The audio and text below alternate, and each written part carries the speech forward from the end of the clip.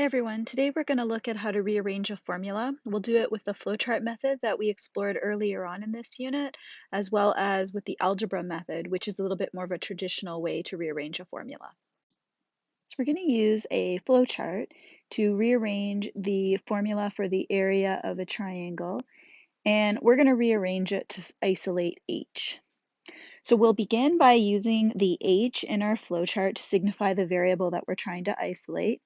And then we'll look like we normally do at what is being done to that h by each other variable or constant within the formula. So if you were to substitute something in for h, the first thing you would be doing is multiplying by b. And following that, you would be dividing by 2. Those calculations would result in the area of your triangle.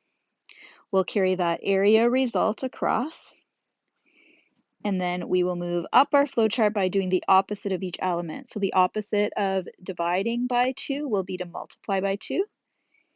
And the opposite of multiplying by b will be to divide by b. So to come up with our element that's going to belong here in our flowchart, we're going to simply follow the instructions as we move up this way, and we do BEDMAS backwards. So the first thing we will do is we will begin with the area. We will multiply that area by 2. We could put times 2 behind, or we can put the 2 out in front of our a, because we know that when we multiply a variable by a number, we typically put it out in front so that it's the coefficient. After we've multiplied a by 2, then we will be dividing by b. And this will be our new version of the formula. So I just move over here, we can say that our new formula, isolating h, would be h is equal to 2 times the area divided by the base.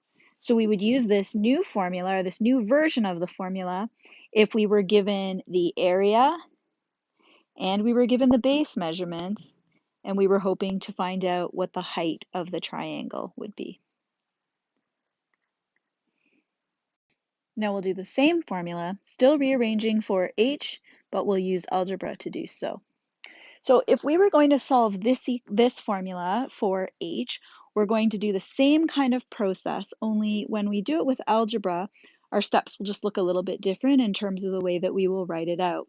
So I'll begin just by writing out the formula, and I'll keep h in green because that's the one we're going to try to isolate.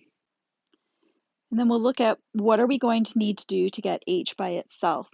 So before we can get h by itself, we'll have to get the term bh by itself. And we'll do that by multiplying both sides of our equation by 2.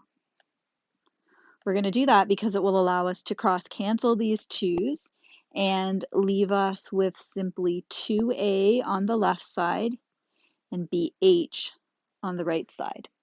At this point, once again, because we're trying to isolate the variable h, we're going to need to undo the multiplying by b. That means we're going to divide this side by b, and we're going to divide this side by b. As we simplify, once again, we would technically be able to cross-cancel these b's, and that would leave us with 2a divided by b is equal to h.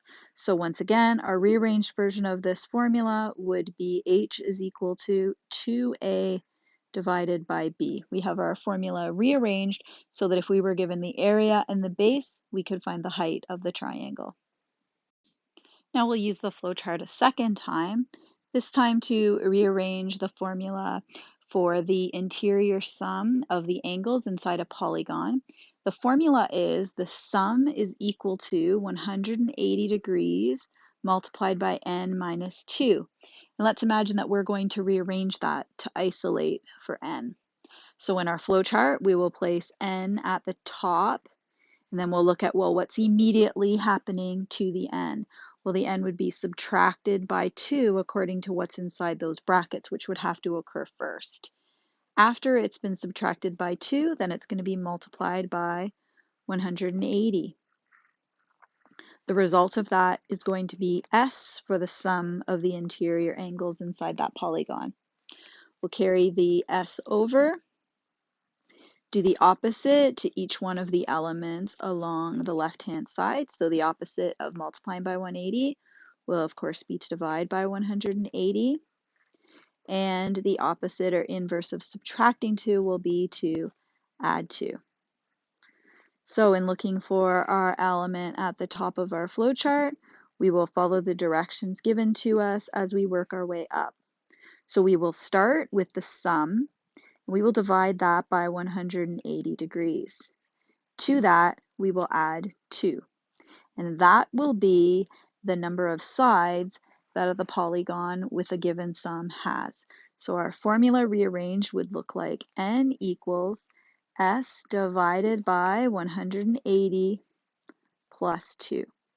So this formula could be used if we were given the interior sum of the angles and we wanted to find the number of sides. The original formula was the opposite. So with the original formula, we would be given the number of sides and we would be attempting to find the sum. We'll look on the next slide at how to find the rearranged version of this formula using algebra instead. So to isolate for the variable n with algebra, we'll once again start by writing out the equation.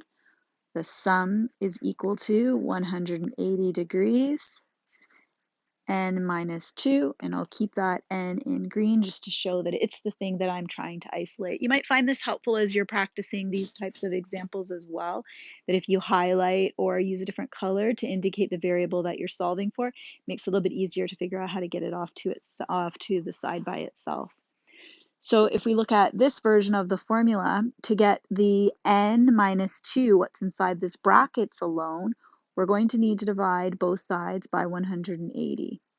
So if we divide both sides by 180, that's going to simplify to s divided by 180 is equal to, those of course are going to cancel each other out, and we'll just be left with n minus 2. And at this point, you can see where we're going with this. We're going to need to move that negative 2 to the other side of the equal sign, and in doing so, it's going to change from being a negative sign to being a positive sign. So we would have s divided by 180 plus 2 would be equal to n. And there you go, our rearranged version, if we write it out with the n on the left-hand side, would be the number of sides is equal to the sum divided by 180 plus 2. So same formula, just written as two different versions. We would use either of the formulas depending on what we were trying to find. If we're trying to find the sum, we would use this formula. If we were trying to find the number of sides inside the polygon, we would use the new formula that we just created. Hope this helps. As always, reach out by email or on the discussions board of D2L if you have any questions. I'm happy to help. I just need you to ask the question so I know that you need it. Take care and have a good day.